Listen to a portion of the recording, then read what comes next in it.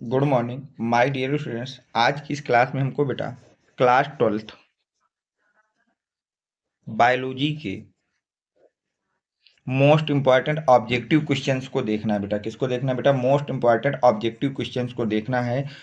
जो इस क्लास में मैं आपको 20 मोस्ट इंपॉर्टेंट ऑब्जेक्टिव क्वेश्चन कराने जा रहा हूं बेटा। ये 20 ऑब्जेक्टिव क्वेश्चन 2019 से लेकर 2024 तक बेटा मिनिमम 3 टाइम्स एक एक क्वेश्चन रिपीट होगा। 3 से 5 टाइम रिपीटेड क्वेश्चन है जो लगातार 3 4 बार आपसे पूछा जा चुका है। सिर्फ उन्हीं क्वेश्चनों को मैं इस वीडियो में आपको कराऊंगा बेटा। पहले क्वेश्चन को आप पढ़िए, क्या कह रहा है। पहला क्वेश्चन कह रहा है बेटा, एंड्रोजेंस स्रावित होता है। जो एंड्रोजेंस है वो किससे स्रावित होता है? लीडिंग कोशिकाओं द्वारा, सर्टोली कोशिकाओं द्वारा, स्पैंटियस द्वारा, इनमें से कोई नहीं। तो याद रखना बेटा, जो एंड्रोजेंस होता है वो स्रावित होता है किसके द्वारा बेटा? लीडिंग कोशिकाओं के द्वारा। तो पहले का आपका ए ऑप्शन करेक्ट हो जाएगा। नेक्स्ट क्वेश्चन नंबर 2 को ध्यान से पढ़िए, क्या कह रहा है।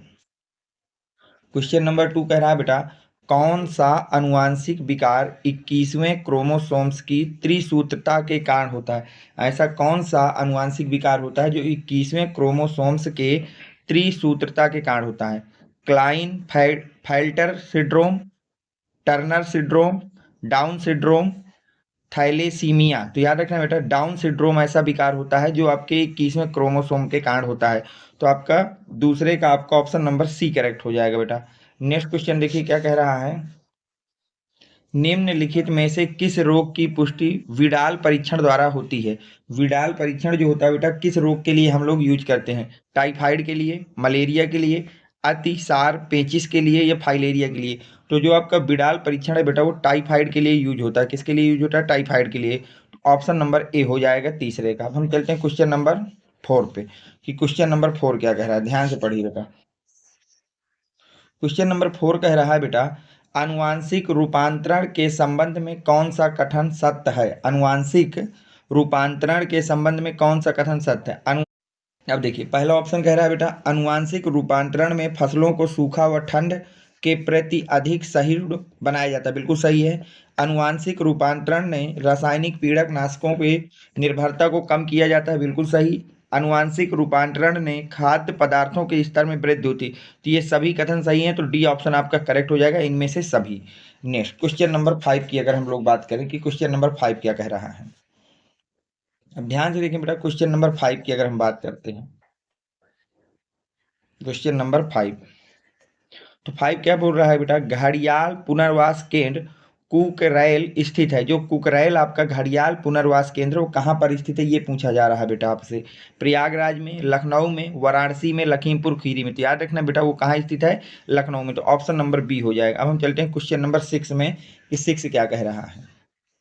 बोल रहा है बेटा, निम्नलिखित में से कौन सा एक जैव निम्नीकरणीय प्रदूषक है? निम्नलिखित में से कौन सा एक जैव निम्नीकरणीय प्रदूषण है? प्लास्टिक, एस्बेस्टॉस, वाछित मल, ई कचरा। तो जैव निम्नीकरण प्रदूषक है वाछित मल। कौन है बेटा? वाछित मल। तो ऑप्शन नंबर सी हो जाएगा। अब हम चलते हैं क्वेश्चन नंबर 7 में बेटा, कि क्वेश्चन नंबर 7 आपका क्या कह रहा है। क्वेश्चन नंबर 7 को अगर ध्यान से पढ़ें तो बोल रहा है बेटा, प्रोटीन संश्लेषण के प्रारंभन हेतु प्रारंभ प्रकूट है। प्रोटीन संश्लेषण के प्रारंभन हेतु जो प्रारंभन हेतु प्रारंभ प्रकूट है उसको क्या कहते हैं? AUG, यूएजी, UGA, यूएए। तो याद रखना बेटा, जो प्रोटीन के लिए आपका प्रारंभिक वो प्रकूट होता है उसको एयूजी कहते हैं। तो 7वें का आपका ऑप्शन नंबर ए हो जाएगा बेटा। नेक्स्ट चलते हैं क्वेश्चन नंबर 8 में।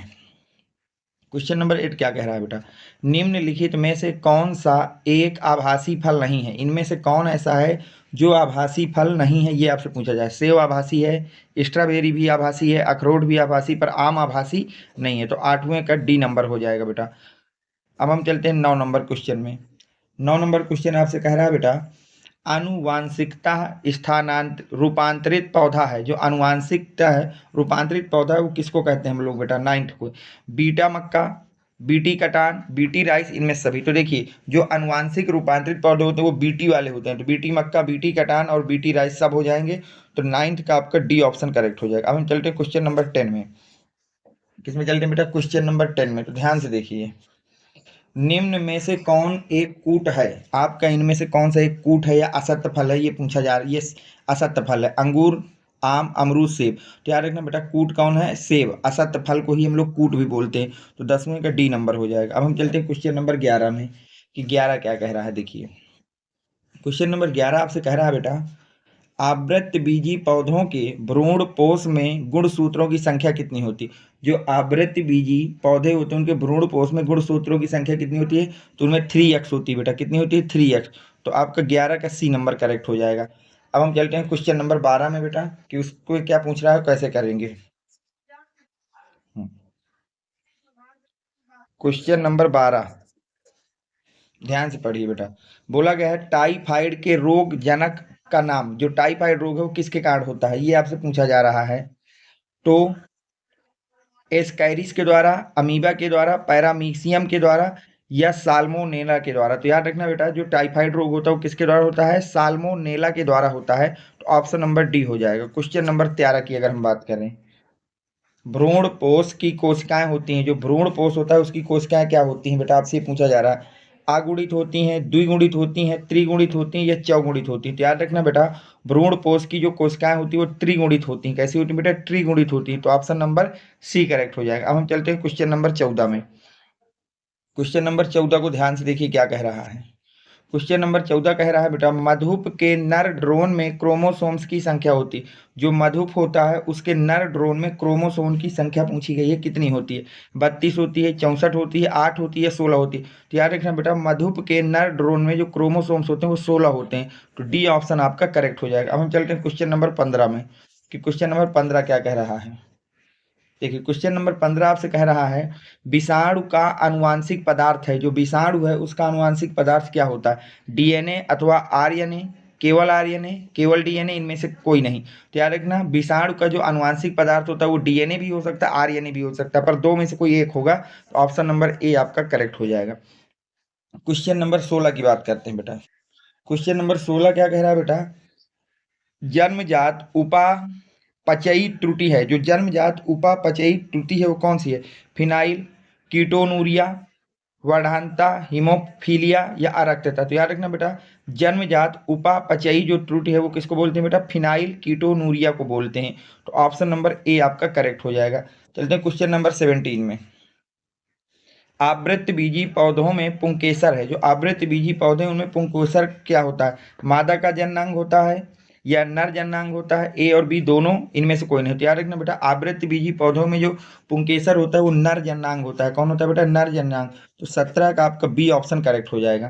क्वेश्चन नंबर 18, एक प्रारूपिक आवृतबीजी परागकोश में लघु बीजाणुधानियों की संख्या होती है। एक प्रारूपिक आवृतबीजी परागकोश में लघु बीजाणुधानियों की संख्या कितनी होती है? एक होती है, दो होती है, तीन होती है, चार होती है। तो याद रखना बेटा प्रारूपिक आवृतबीजी परागकोश में लघु बीजाणुधानियों की संख्या 4 होती है बेटा। कितनी होती है? 4। तो डी ऑप्शन आपका करेक्ट हो जाएगा, 18 का डी हो जाएगा।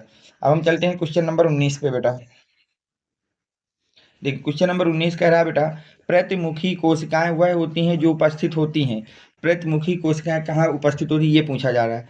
निभागीय छोर में, अंडद्वारी छोर में, मध्य में, इनमें से कोई नहीं। तो याद रखना बेटा प्रतिमुखी जो कोशिकाएं होती हैं वो हमेशा कहाँ होती हैं बेटा? निभागीय छोर में होती है। तो ऑप्शन नंबर ए आपका करेक्ट हो जाएगा। लास्ट क्वेश्चन बेटा आज की क्लास का वो क्या कह रहा है उसको पढ़ी ध्यान से। कह रहा है निम्नलिखित में से कौन सी कोशिका यह कोशिकाएं सभी प्रकार के भ्रूण कोश में पाई जाती हैं? ऐसी कौन सी कोशिका है जो सभी भ्रूण कोश में पाई जाएगी? सह कोशिका, अंड कोशिका, प्रतिमुखी कोशिका, ये सभी।